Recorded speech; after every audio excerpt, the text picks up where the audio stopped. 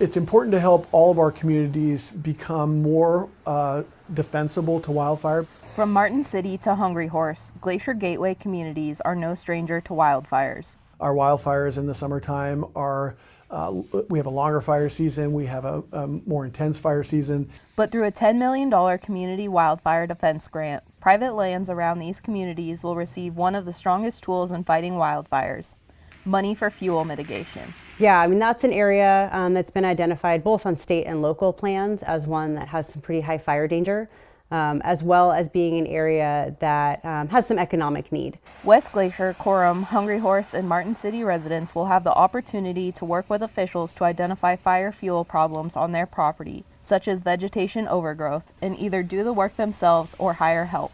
So wanting to serve those communities and make it possible for property owners to be able to afford getting some of that work done on their property, and protect a really beautiful part of the area. So it's kind of a win-win. The money isn't just for private property owners, though, as local businesses will also benefit.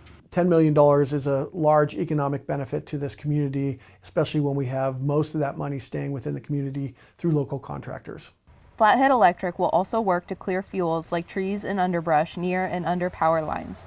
That community right outside of West Glacier is just such I think a critical community and a critical area within Flathead Electric's service territory. You have houses that are right up against Forest Service property and are in the wildland urban interface.